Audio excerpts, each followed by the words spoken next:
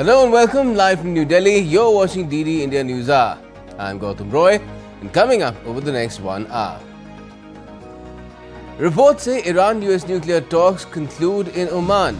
Tehran describes the exchange to be constructive, dialogue to be continued next week.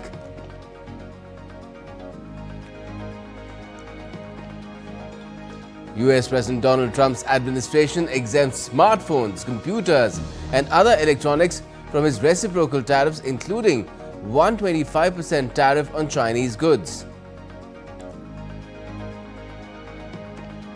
UK Prime Minister Keir Starmer tells steel workers in Lincolnshire they are the backbone of British steel after a bill to help keep the Scunthorpe plant open clears the Commons.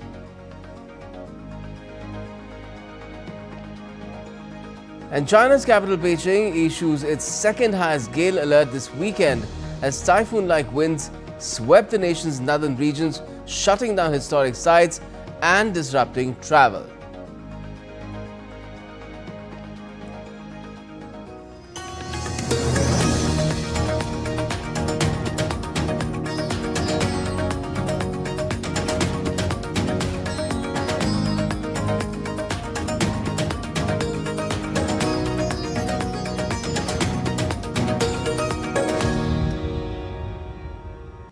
Iran and the United States have concluded talks over Tehran's nuclear program in Oman on Saturday, with Tehran saying that the talks were constructive. Iran said that it held indirect talks with the United States.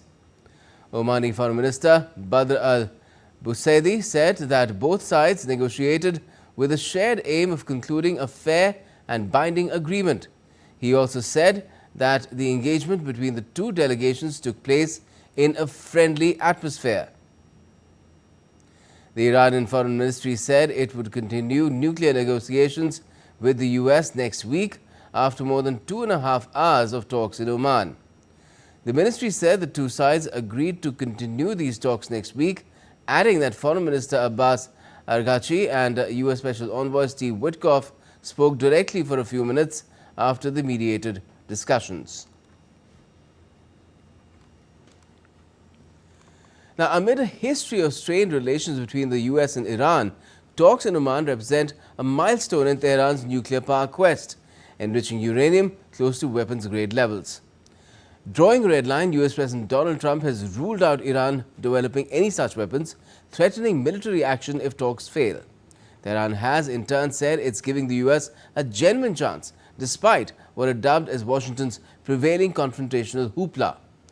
This report gives you an insight into the fraught relations between the two nations and its impact on the entire West Asian region. Iran has long denied seeking nuclear weapons, but Western countries and Israel believe it is covertly trying to develop the means to build an atomic bomb. They say Iran's enrichment of uranium, a nuclear fuel source, has gone far beyond the requirements of a civilian energy program and has produced stocks at a level of fissile purity close to those required in warheads. Trump, who has launched a maximum pressure campaign against Tehran since February, ditched a 2015 nuclear pact between Iran and 6 world powers in 2018 during his first term and reimposed crippling sanctions on the Islamic Republic. Since then, Iran's nuclear program has leaped forward. The latest International Atomic Energy Agency report noted with serious concern that Iran had an estimated 274.8 kilograms of uranium enriched to 60%, nearing the weapons grade of 90%. Against this backdrop, drawing a red line, Trump said that Iran cannot have nuclear weapons, and he also warned of military action if the talks fail. I want them not to have a nuclear weapon. I want Iran to be a wonderful, great, happy country. But they can't have a nuclear weapon. And we're negotiating with them on Saturday with the currency of choice. We're always going to be, as long as you have somebody smart. And you know what? If a nation said we're not going to be on the dollar, I would tell you that within about one phone call, they would be back on the dollar. You always have to keep the dollar. No. Weakened by Israel's pummeling of its allies, Hezbollah in Lebanon and Hamas in Gaza, Iran is seeking relief from wide-ranging sanctions hobbling its economy. However, Tehran responded saying it was giving the United States a genuine chance despite what it called Washington's prevailing confrontational hoopla. تیمی که بنده رو همراه میکنن از Our intention is to reach a fair and honorable agreement from an equal position, and if the other side also comes from the same position, then hopefully there will be a chance for an initial understanding that will lead to a path of negotiations. Some positive development in Iran-US talks could help cool tensions. In a region aflame since 2023, with wars in Gaza and Lebanon, missile fire between Iran and Israel, Houthi attacks on Red Sea shipping, and the overthrow of the government in Syria.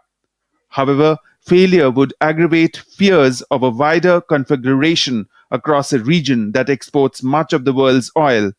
Tehran has already cautioned neighboring countries that have US bases that they would face severe consequences if they were involved in any US military attack on Iran. Raghav Kumar Jha for DD India. An emergency bill to save British steel from shuttering down has cleared the House of Commons and is now being debated in the House of Lords. UK Prime Minister Keir Starmer met British steel workers near the Scunthorpe plant shortly after the Steel Industry Special Measures Bill passed the lower house unopposed. He said steel workers have been the backbone of British steel for years. A full nationalisation of the UK's last maker of virgin steel is becoming increasingly likely after the latest developments. Fuzail Ahmed reports. United Kingdom, once the birthplace of the Industrial Revolution, now faces a major crisis in its steel industry. UK lawmakers returned to Parliament on Saturday from the Easter break to pass emergency legislation for rescue of country's last remaining steel factory, British Steel. Now we've been really clear that this is legislation in the national interest because I judged yesterday that it was right that we acted immediately. And you and your colleagues, for years been the backbone of British Steel, and it's really important that we recognise that. And I felt it was very important today, having been in Parliament this morning, to come straight up here to see you face to face. Both the Commons and the Lords took part in the debate to pass emergency legislation. British Steel was already struggling in an oversupplied global market before the rise in energy costs of recent years. US tariffs of 25% on all steel imports taking effect in March delivered another blow. US President Trump announced a 25% tariff on US import of steel, aluminium and derivative goods, which came into force from 12 March 2025. This repeals an exemption of a 25% tariff on steel and 10% tariff on aluminium imports to the US, which the UK government reached with the Biden administration in 2022. UK Steel expects the tariff will affect UK exports to the US negatively. British Steel's plant in Scunthorpe, Lincolnshire, employs 2,700 people, about three-quarters of the company's entire workforce. It is the last plant in the UK capable of producing virgin steel, which is used in the major construction projects like buildings and railways. Two huge blast furnaces are used to produce the steel, which has fewer imperfections than the recycled steel made elsewhere in the country. Were the plant to cease producing virgin steel, then the UK would become the only member of the G7 group of leading economies without the ability to make it, a prospect the government views as a risk to the country's long-term economic security.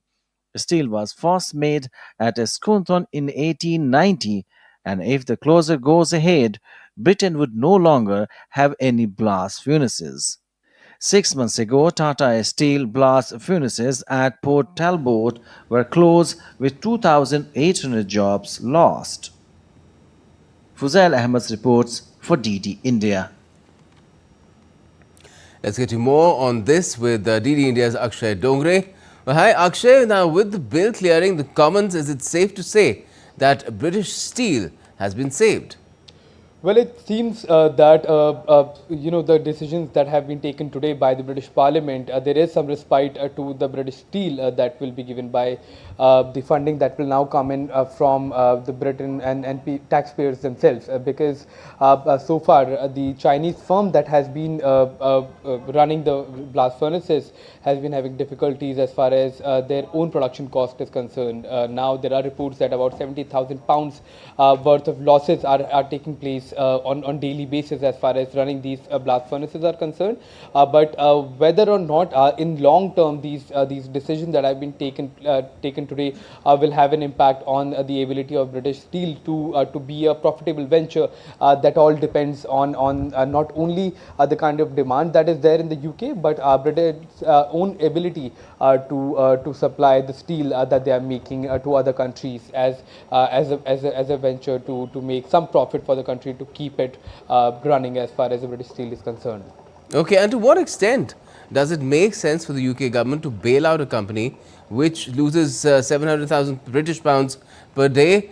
Could this become a case of marry in haste and repent at leisure? And why is it really so urgent? Well, it was urgent. First of all, let me come to your last point, Gautam, because it was urgent because the Chinese firm, if it would have decided to shut down the blast furnaces, it is quite a complicated as well as a very difficult process to restart these furnaces again. And perhaps that's the reason why the British government wanted to keep the blast furnaces running.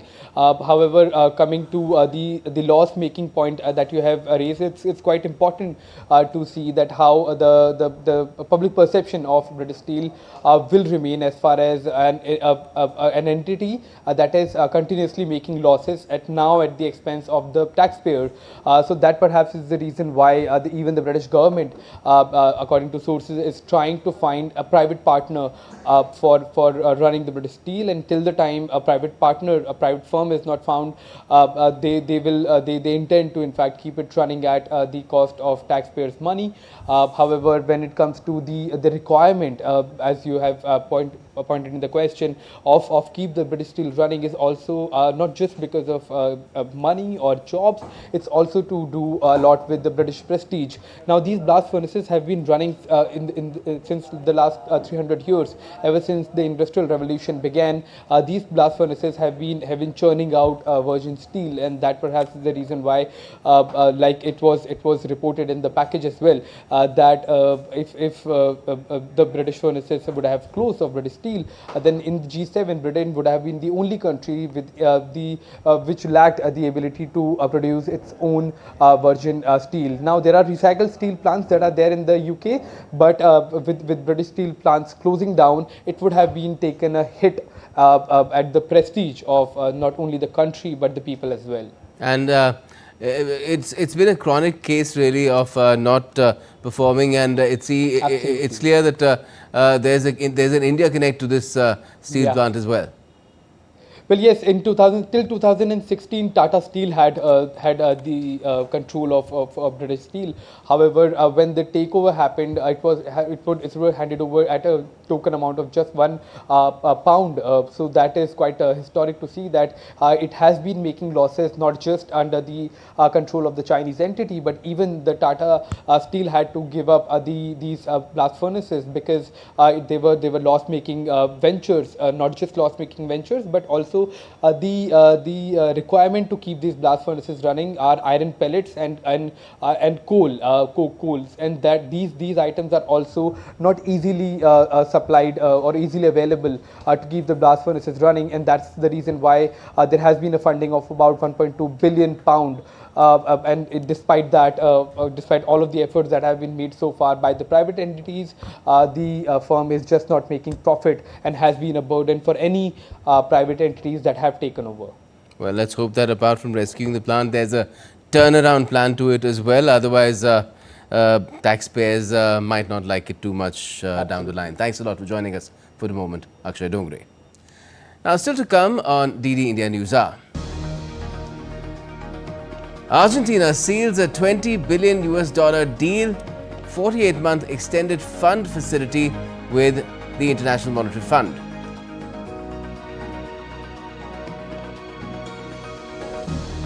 South Koreans supporting Yoon Suk Yeol gathered in huge numbers in capital Seoul.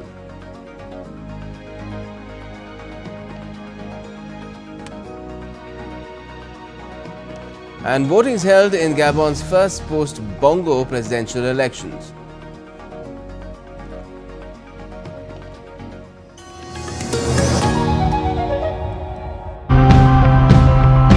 Even small shifts can make a big difference.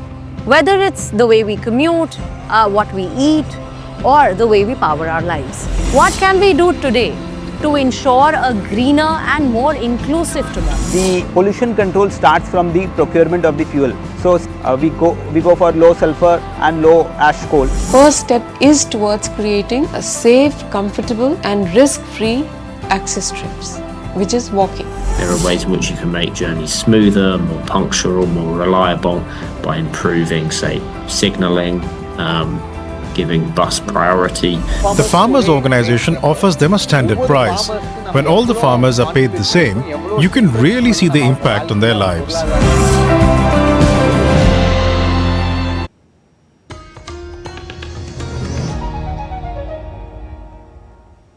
Welcome back. You're watching DD India NewsHour. I'm Gautam Roy. Now, Russian Foreign Minister Sergei Lavrov has praised US President Donald Trump on Saturday for having a deeper understanding of the Ukraine conflict than other Western leaders. Speaking at the Antalya Diplomacy Forum, Lavrov cited Trump's past criticism of efforts to bring Ukraine into NATO as addressing a key root cause of the war. His remarks followed a meeting between President Putin and Trump's envoy Steve Witkoff in St. Petersburg as efforts towards a ceasefire remain stalled. When we speak about eliminating root causes of any conflict, including Ukrainian conflict, this is the only way to resolve the problem and to establish long-lasting peace. Remove root causes. President Trump was the first and so far, I think, almost the only one among the Western leaders who repeatedly, with conviction, several times stated that it was a huge mistake to pull Ukraine into NATO. And this is one of the root causes which we quoted so many times. US and Ukrainian officials held tense talks on a proposal that would grant the US access to Ukraine's significant mineral wealth, including rare earth minerals like lithium, titanium and zirconium. These minerals are crucial for high-tech products, and Ukraine has deposits of 20 critical raw materials worth several $1 trillion. The US wants access to Ukraine's mineral deposits and requires Kyiv to place them in a joint investment fund all income from the exploitation of natural resources by Ukrainian state and private firms. Though the proposed deal doesn't include US security guarantees for Ukraine's fight against Russia. Meanwhile, President Volodymyr Zelensky has called on allies to make progress on a possible military deployment that could act as a deterrent against future Russian attacks after a halt in the fighting. You know that Ukraine has a shortage of air defense systems. You know that Patriot systems can effectively protect against ballistic threats.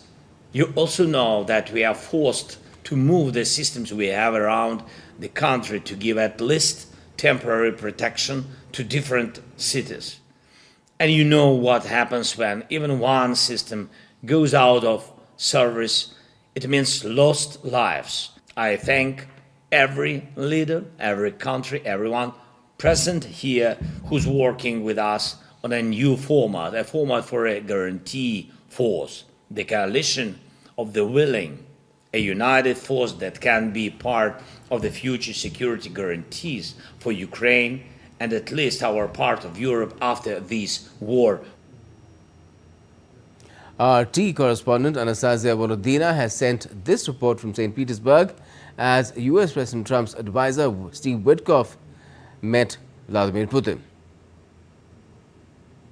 President has been quite clear that he's been continually frustrated with both sides of this conflict, and he wants to see this fighting end. He wants the war to end.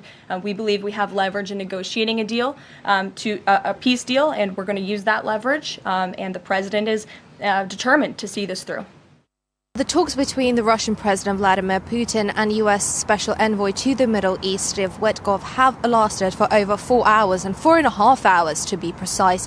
We have not heard any statements from either of the sides just yet, but earlier the Kremlin spokesperson Dmitry Peskov stated that we should not expect any breakthroughs following the talks, as this was just the continuation of the diplomatic work between the two nations. And this was the third meeting between Putin and Witkoff. The White House, on its behalf, underlined that Witkoff's visit to Russia, to St. Petersburg, is another step towards achieving truce in Ukraine. And the Kremlin spokesperson earlier also stated that the leaders of both countries, Putin and Trump, may potentially hold a phone conversation following the talks between Putin and Witkoff.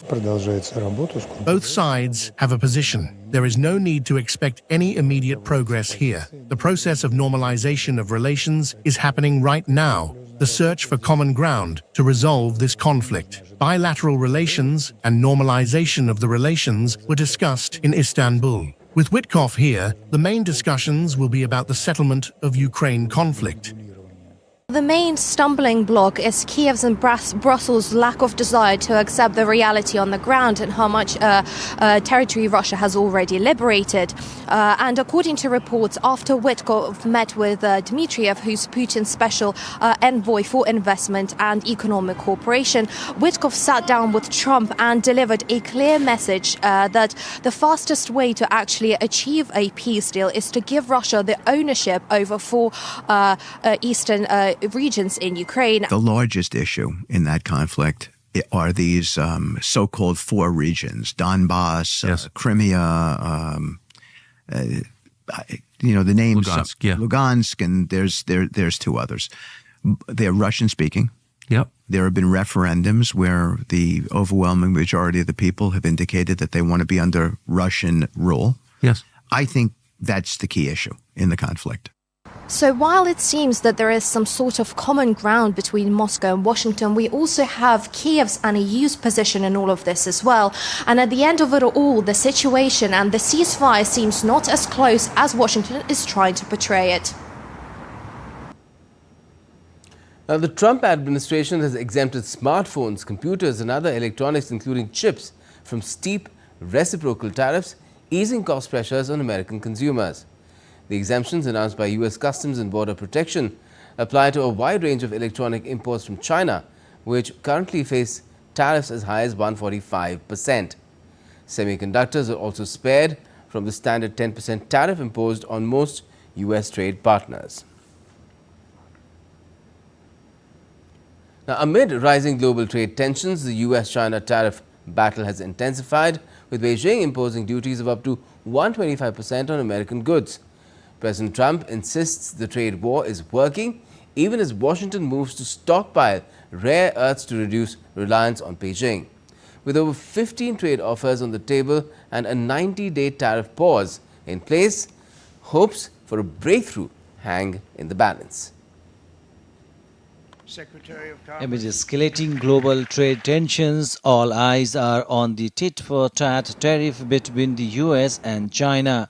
Despite rising fears of recession, President Trump claims the trade war is going really well as Beijing strikes back with fresh tariffs on American exports. China raised tariffs on US products to 125% on Friday, the latest salvo of its escalating trade dispute with Washington, and accused Trump of unilaterally bullying and coercion. I think the markets were solid today. I think people are seeing we're in great shape. We're making a lot of money as a country now for the first time in a long time. We were losing billions of dollars a day, and now we're making billions of dollars a day. It's a big difference. And we then brought it down to 10%. And so that made it a little bit less, but I did that because I wanted to be fair to other people, to other countries. China warned the WTO that US tariffs would severely harm developing nations and potentially spark a humanitarian crisis. China plans to file a WTO lawsuit dismissing President Donald Trump's trade tactics as a joke and numbers game. The US is reviewing tariff proposals from 15 countries and nearing deals with some. Taiwan held its first tariff talks with US on Friday. Taiwan, hit with 32% tariffs, proposed a zero-tariff regime and increased US investments, calling the current duties unfair. Amid the tariff war, the Trump administration is drafting an executive order to stockpile deep-sea metals and rare earths, aiming to reduce US reliance on China, which dominates global supply. This move follows China's new export restrictions on key rare earth elements critical for tech and defense industries. The plan also includes fast-tracking deep-sea mining and boosting onshore processing capacity. As counting continues, Trump signals interest in a deal with China. The White House says over 15 trade offers are on the table during the 90-day tariff pause, with more than 75 countries reaching out to avoid higher duties. Bureau Report, DD India. In a major policy move, Argentina has sealed a $20 billion 48-month extended funds facility deal with the International Monetary Fund on Friday and dismantled key parts of its years-long currency controls and loosened its grip on the peso. The IMF will disburse $12 billion by next Tuesday, while another $2 billion will become available by June. The deal is expected to help Argentina catalyze additional official multilateral and bilateral support and a timely re-access to international capital markets. Argentine President Javier Milei has said that the country is in a better position to face global economic turbulence now. This new fiscal, monetary and exchange reality means two things for the country. On the one hand, from now on, there will be no reason why Argentina has self-inflicted turbulences. On the other hand, we are in better conditions than ever to resist external turbulences. Never has Argentina been better equipped in its economic foundations to resist tensions from the global economy. South Koreans supporting impeached ex-President Yoon Suk-yeol gathered in huge numbers in capital Seoul on Saturday after the ousted president returned to his private home a day earlier following his removal from office after a court ruling favored his impeachment. Thousands of conservative Yoon supporters crammed around the downtown area, calling for Yoon's return and waving South Korean and US flags, plus shouting slogans like Yoon again. The race to replace Yoon kicked off this week, and supporters say the ousted president will still play a big part in the upcoming presidential elections. The former president still faces trial on a criminal charge of leading an insurrection, which is punishable by death or a life sentence if he is convicted.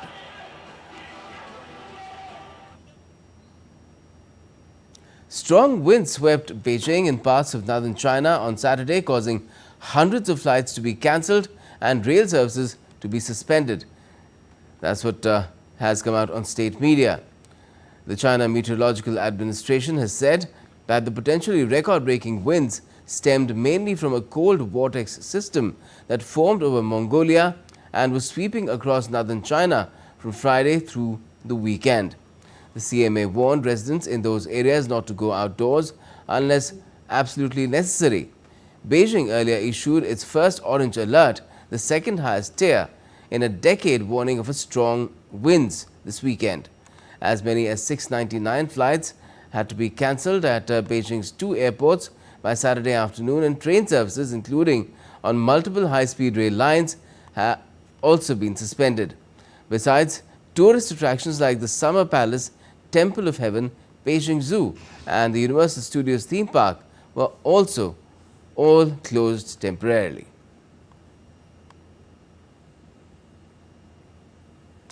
Gabonese citizens turned out on Saturday to vote in a pivotal presidential election just months after a military coup reshaped the nation's leadership. The vote has come 19 months after General Brice Oligui Nguema ousted longtime President Ali Bongo, ending over 50 years of dynastic rule. Nguema, now interim leader of the oil-rich Central African country, is the frontrunner in the presidential race and campaigned nationwide under the slogan, "We Build Together."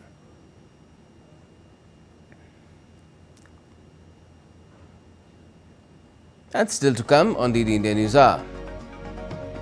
We'll be speaking with our expert guest about the implications of the US-Iran nuclear talks for global peace and prosperity.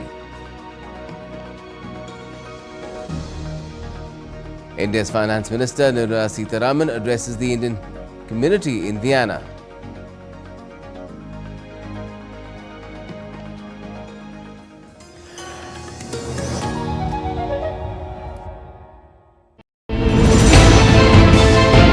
Geopolitics and trade deals.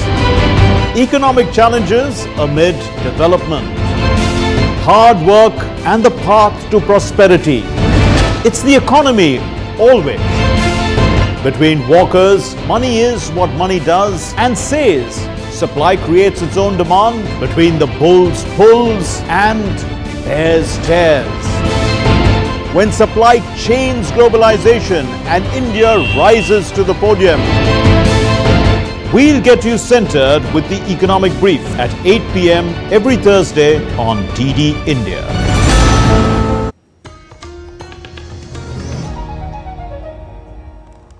Welcome back. You're watching DD India NewsHour. I'm Gautam Roy, and it's now time to talk about our top story, which is all about the resumption of talks about nuclear weapons, not having them really between Iran and the US.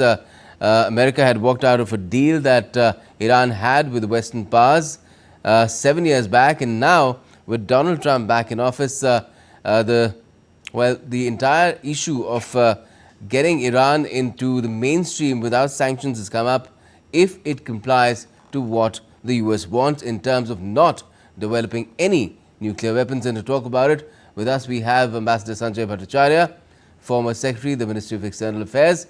Good evening to you, Ambassador Bhattacharya. What do you make of these talks? It's being mediated by Oman, and so far it seems that things have gone well, and another round could be possible next week. Well, thank you for this invitation. Firstly, I would say that this is a very welcome decision at a time when we are facing tariff wars going across the world. To actually have negotiations is a very positive sign. It is made more positive by the fact that the Americans, particularly President Trump, had walked out of JCPOA in 2018. And therefore, this is very, very positive. And I must say that this has not happened without any background. President Trump had written to the Supreme Leader of Iran, and he had received a response back. And then there were suggestions that they could actually have talks on this matter. President Trump wanted direct talks, but I think the Iranians preferred an option of indirect talks. And Oman, which has traditionally been a key mediator in the region, not only between Iran and US in the past. In fact, they had mediated the Barack Obama consultations and final talks as well. It's very nice to hear that the Omanis are back in their mediatory role, because they have a very special significance in this particular issue in bridging the gaps. As you mentioned, I think the talks have been, as they described, positive and constructive, and they've decided to go in for a second round in a week's time. So it's a very welcome step. And for all practical purposes, the deal this time around will be quite different from what it was earlier, because, well, the first time around Donald Trump was very unhappy with it. He said it's an unfair deal, it's an unequal deal, and he walked out of it. And now it seems even Iran might be positively disposed towards more strict controls in exchange for some economic benefits, which probably needs quite badly. Absolutely. I think the details of this have not been spelt out by the two parties, but I think there's enough that's circulating amongst the various interlocutors on this particular issue. I think from the Iranian perspective, they have said that they're prepared to discuss the nuclear program and they wish to talk about the relief on the economic sanctions.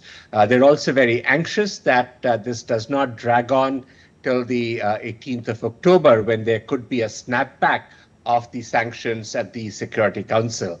Remember the old deal that was done in 2015. From the American side, I think we've heard that Witkoff mentioned that he would wish to see the dismantling of the nuclear program. But I think he's also mentioned that the red line is, and President Trump has mentioned that as well, that the red line is that the Iranians should not have nuclear weapons. So I think in some ways the red lines have been drawn. The Iranians are trying to tempt and entice the Americans into coming into a deal in which they can have an economic interest as well. The Iranian president has made a very interesting remark stating that the supreme leader has said that the Americans can even come and invest in Iran. Now that is quite an extraordinary statement if this were actually the case. So I think there are these broad issues. There is another dimension of that which came out from the Omani mediators who have talked about the need for regional peace and stability. And I think that is also an important consideration, given that the Israel-Palestine war has been continuing for a fairly long period of time, given that the axis of resistance in which Iran had led the forces of Hamas, of the Hezbollah, and in Syria has been largely depleted and in some cases overthrown. So, there is this need that is to prevent a further escalation of the situation. But at the end of the day, I think Trump will not accept something that is not palatable from his perception of denying Iran the option of having a nuclear weapon.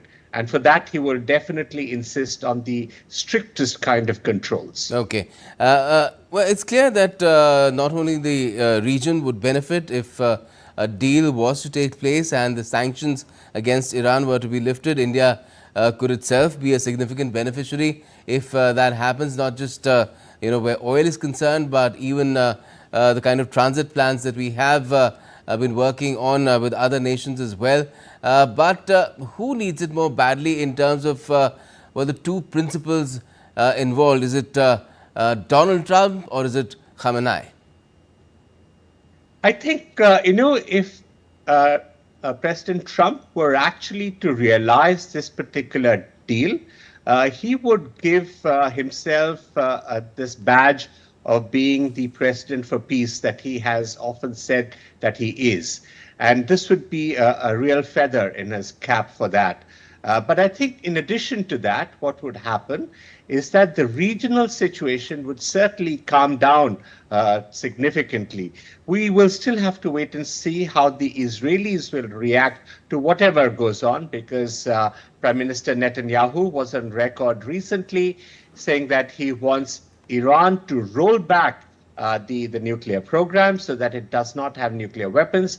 Otherwise, there has to be an operation, a military operation, which takes out the military nuclear capability. So in that sense, I think there are positives for everyone. And if the sanctions were to be lifted, you're absolutely right. I think this would be a game changer for the region, not only in terms of the hydrocarbon economy, but also in terms of our connectivity and our trade options and our economic cooperation options. And in some ways, it would give the Iranians a certain profile in which they could engage much more actively with the neighboring region. And is that a certainty that the condition would be that Iran completely give up its nuclear program? And if that is the condition, would Iran really give it up?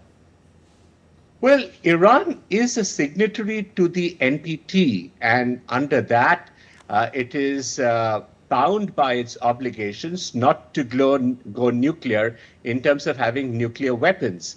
What Iran has often said is that it does not wish to have nuclear weapons, but it wishes to have a civilian nuclear program.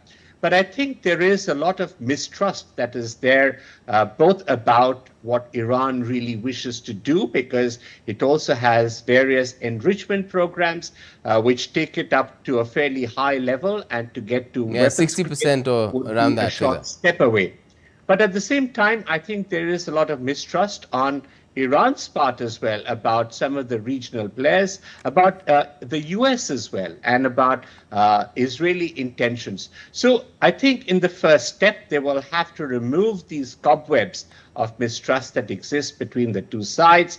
And in that case, I think since in JCPOA they had agreed to a certain regime of inspections, which would have enabled the inspectors, IAE and others, to ensure that Iran did not go beyond the threshold, and it would have got Iran back into the global system.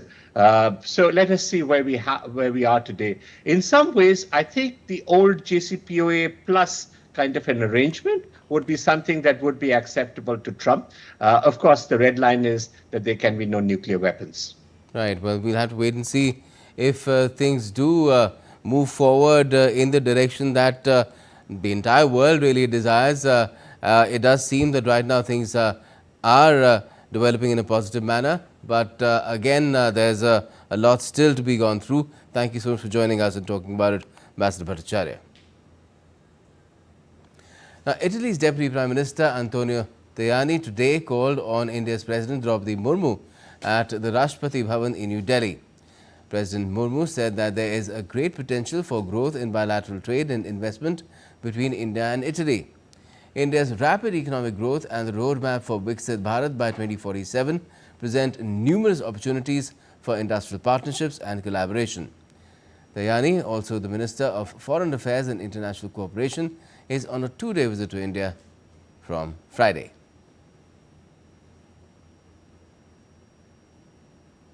And India's Finance Minister Nirmala Sitharaman addressed the Indian community in Vienna, Austria.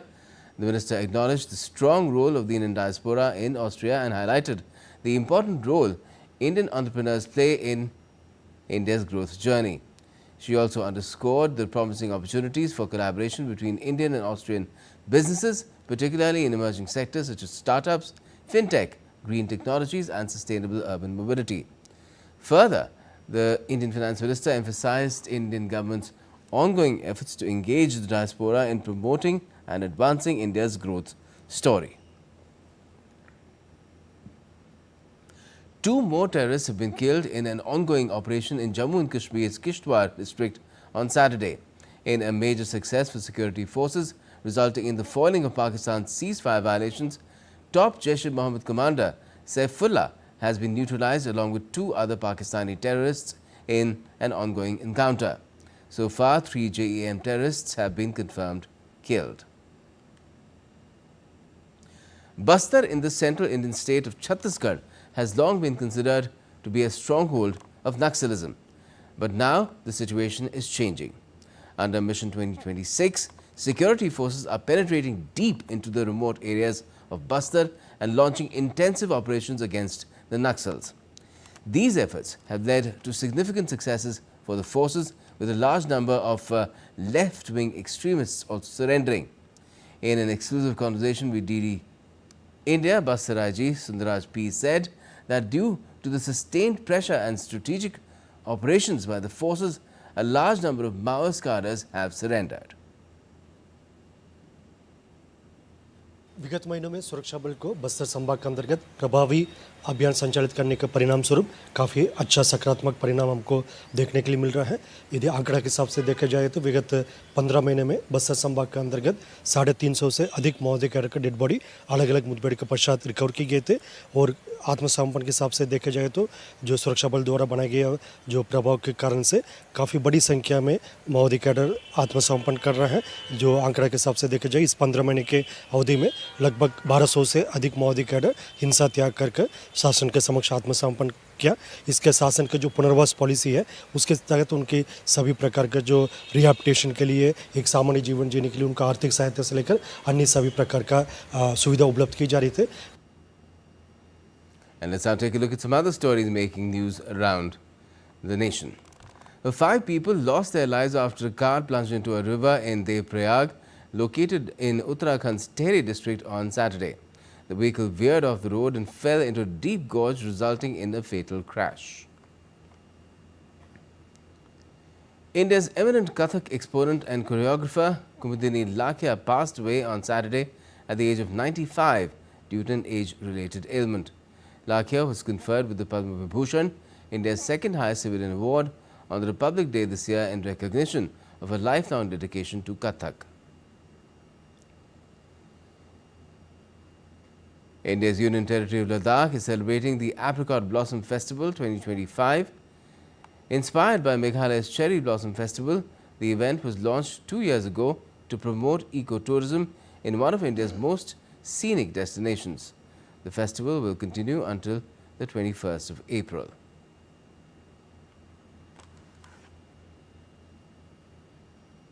And still to come on DD India NewsHour. Japan launches World Expo 2025, blending futuristic flair and traditional roots.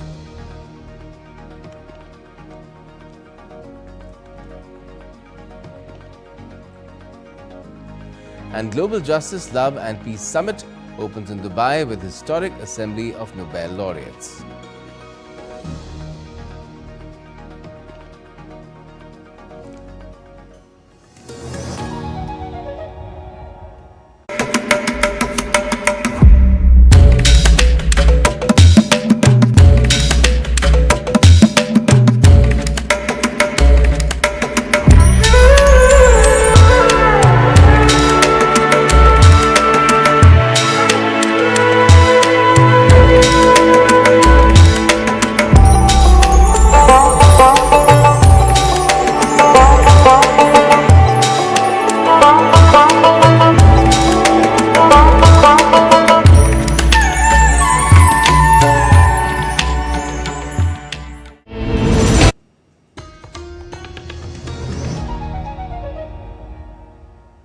Welcome back. You're watching DD India NewsHour. I'm Gautam Roy. Now, the Global Justice, Love and Peace Summit, hailed as the world's largest peace conference, kicked off at Expo City, Dubai on Saturday. 12 Nobel Peace Prize laureates shared a single stage, joined by global leaders, policymakers, activists and cultural figures in a show of unity aimed at fostering dialogue and cooperation. The two-day summit, themed One Planet, One Voice, Global Justice, Love and Peace, launched with dynamic discussions tackling urgent global challenges. Dr. Huzaifa Horakiwala, chairperson of the World Peacekeepers Movement and chief organizer of the summit, described the importance of the event. The message of justice, love and peace goes to millions of people around the world. In justice, we need people to live with human dignity. Love has to have care, kindness, compassion.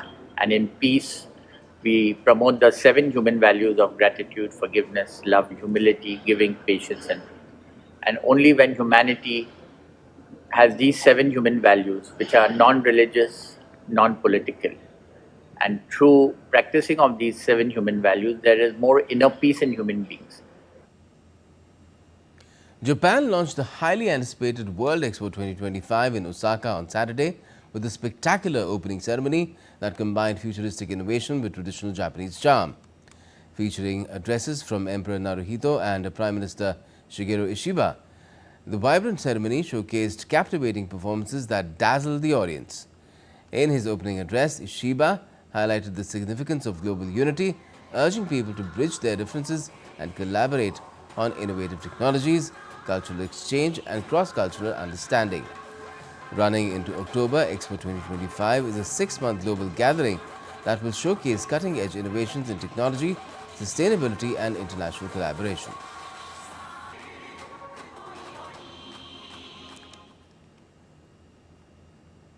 Now, the fourth edition of the India-US Bilateral Tri-Service Humanitarian Assistance and Disaster Relief Exercise Tiger Triumph 2025 concluded with a grand Distinguished Visitors Day at Andhra Pradesh's Kakinada city. The DV Day showcased seamless coordination and execution of complex amphibious operations, including standoff and hard beaching drills, as well as slithering operations by Special Operations Forces. Exercise Tiger Triumph 2025 marks a significant milestone in reinforcing the shared commitment of India and the United States towards regional stability and enhancing interoperability between their armed forces. The Waves Anime and Manga contest has been held in Hyderabad on Saturday at the Telangana Academy for Skill and Knowledge, with nearly 100 individuals and organizations participating. Organized by the Media and Entertainment Association of India and the Telangana VFX Animation and Gaming Association, the event is part of a nationwide initiative ahead of the World Audiovisual Entertainment Summit, that's WAVES, in Mumbai.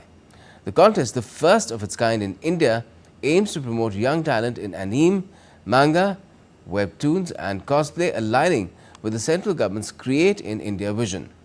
Winners will represent their regions at the WAVE Summit next month.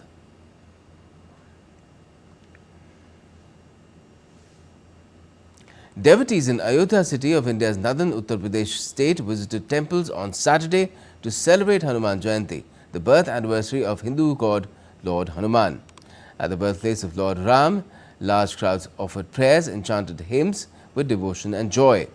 While in Bhopal in Madhya Pradesh, the occasion was marked with a vibrant Shobha Yatra procession and festive celebrations.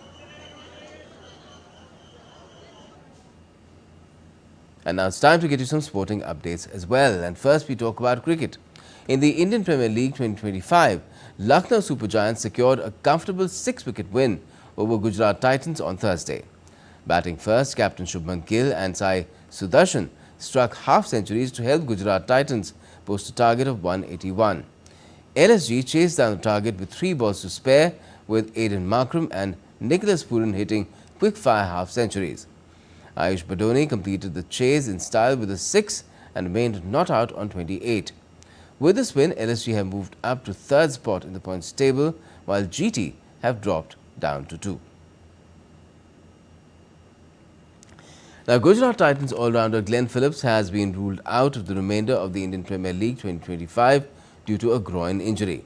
Phillips returned to New Zealand after sustaining an injury while fielding in the match against Sunrisers Hyderabad on the 6th of this month. Phillips is considered to be one of the best fielders in the world. Despite not being in the playing 11, GT used his services against SRH. He showed his fielding prowess during the Champions Trophy 2025 as well and was the best fielder during the ICC event. Javelin thrower DP Manu has been banned for 4 years by the National Anti-Doping Agency or NADA after testing positive for prohibited substance methyltestosterone. Manu won a silver medal at the 2023 Asian Championships. He was tested during the Indian Grand Prix 1 in April 2024, where he won the competition with a throw of 81.91 meters. NADA found traces of anabolic androgenic steroid in his sample and suspended him provisionally before the National Interstate Athletics Championship. Manu's 4-year ban will commence retrospectively from the 24th of June last year after NADA recently announced its verdict. FIFA President Gianni Infantino continued his whistle-stop tour of the 2025 Club World Cup host cities on Friday. Infantino made a visit to Cincinnati's TQL Stadium, which is set to host 4 group stage matches at the tournament, beginning with Bayern Munich's opening match against Auckland City. Of the 11 host cities, Infantino has taken a stop in Atlanta, Pasadena, Charlotte, Nashville, Orlando and Philadelphia so far. The first edition of the expanded 32-team Club World Cup kicks off at Hard Rock Stadium on the 14th of June, with New Jersey's MetLife Stadium hosting the final on the 13th of July.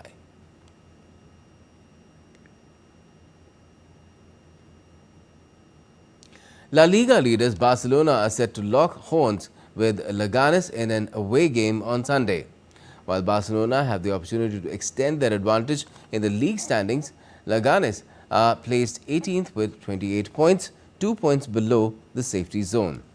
Barcelona will also be aiming to avenge the surprising 1-0 home loss they suffered against Leganes in December.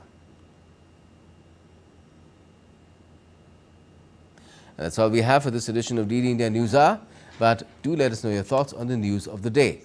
And for those on the go, you can get all the latest news and updates from India and across the world on DD India's mobile app.